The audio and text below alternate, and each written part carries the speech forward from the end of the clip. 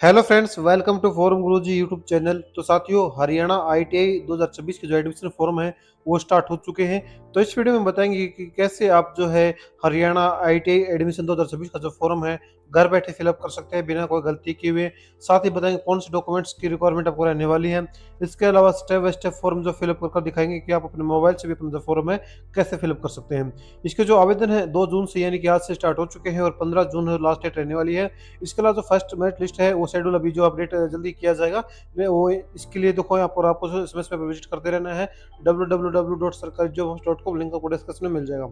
आवेदन करने के लिए आपको देखो नीचे आ जाना है और यहाँ पर अप्लाई लिंक आके जो क्लिक ऑप्शन दिख रहा है सिंपल इस पर जो क्लिक कर देंगे तो आप जो है यहाँ पर आईटीआई एडमिशन पोर्टल पर जो आ जाएंगे। जिसके बाद यहाँ पर आपको देखने को मिलेगा रजिस्ट्रेशन और स्टूडेंट लॉगिन। तो आपको जो रजिस्ट्रेशन बटन पर जो क्लिक कर देना है साथियों, जहाँ पर आपको जो है कुछ जानकारी यहाँ पर आपको जो फिलअप करनी होगी।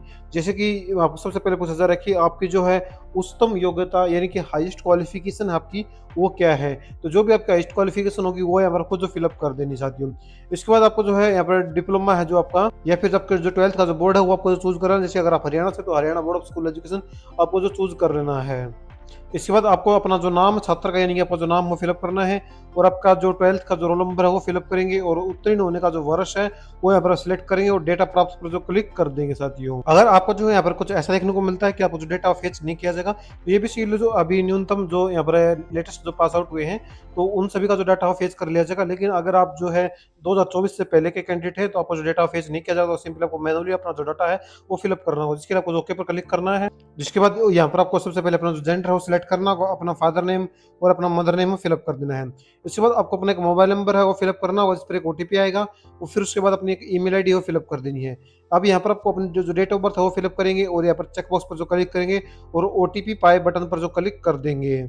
जिसके बाद आपके रजिस्टर्ड मोबाइल नंबर पर एक ओटीपी आएगा तो साथ ही उस ओटीपी को यहाँ पर फिलअप करेंगे और सबमिट बटन पर जो क्लिक कर देंगे।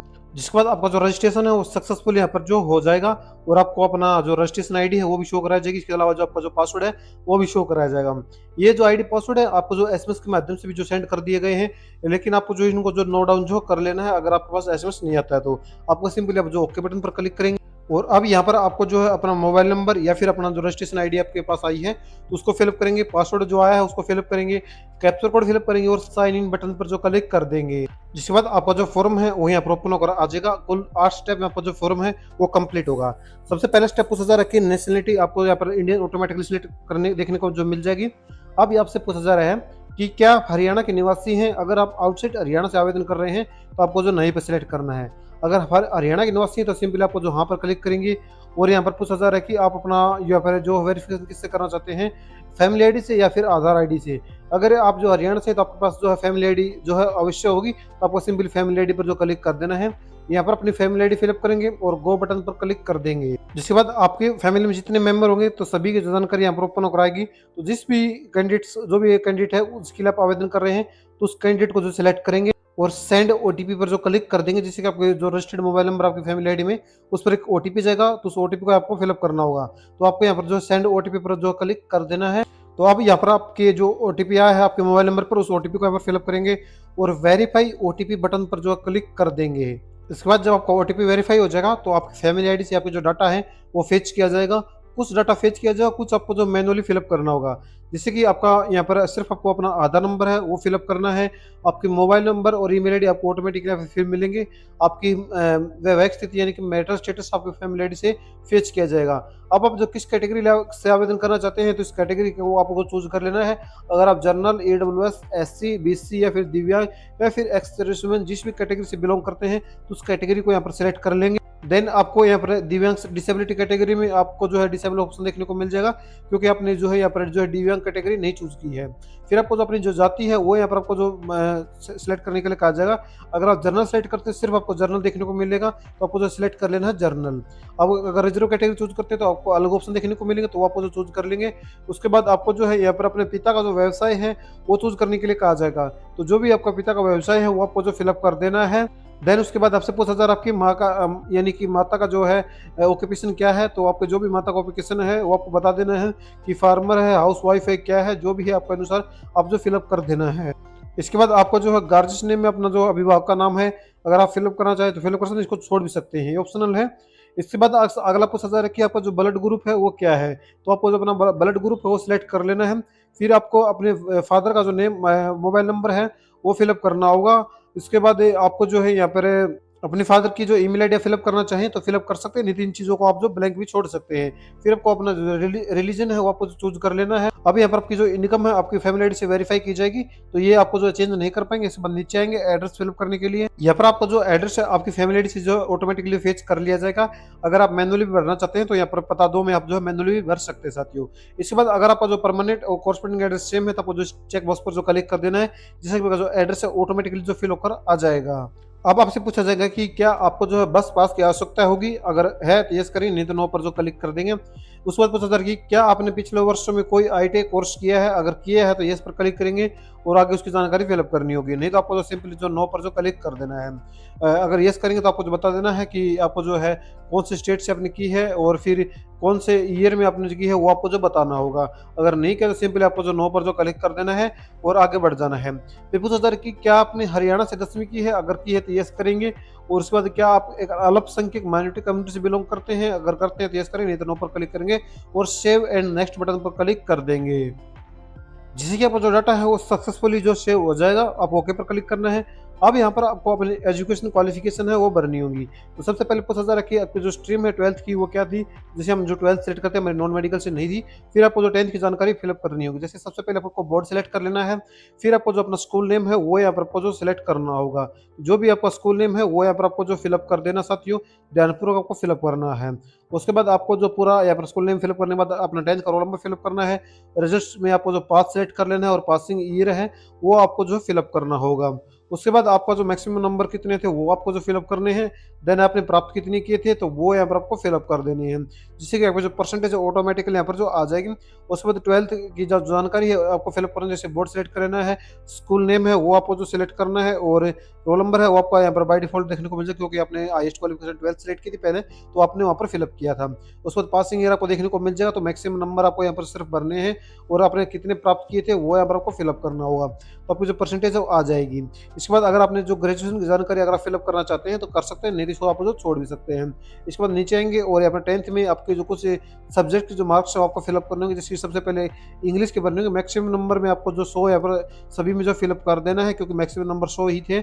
उसके बाद आपने प्राप्त कितने किए थे तो सभी अंकों को यहाँ पर फिलअप करेंगे और सेव एंड नेक्स्ट बटन पर क्लिक कर देंगे, जिससे कि आपको जो एजुकेशन क्वालिफिकेशन का डाटा है वो भी जो सक्सेसफुली जो सेव हो जाएगा। अब आपको जो ओके पर क्लिक कर देना है। इसके बाद पूछा जा रहा है कि आर यू ए विडो, अगर आप हैं तो यस करें, नहीं तो सिंपल इसमें जो नो करेंगे। फिर आपसे अगला जो पूछा जा रहा है कि आप जो है ये अनाथ हैं, अगर हैं तो यस करें, नहीं तो नो पर जो क्लिक कर देंगे। अगर यस करेंगे तो आपको जो आगे जानकारी फिलअप करनी है, नहीं तो नो पर सिंपली क्लिक कर देना है। फिर आप जो अप्लाई कर रहे हो ग्राम पंचायत की वेटेज आप लेना चाहते हैं, तो जैसे हम जो ग्राम पंचायत से आवेदन करें इसके 5 नंबर आपको मिलेंगे, तो हम जो है इसमें यस कर देते हैं साथियों।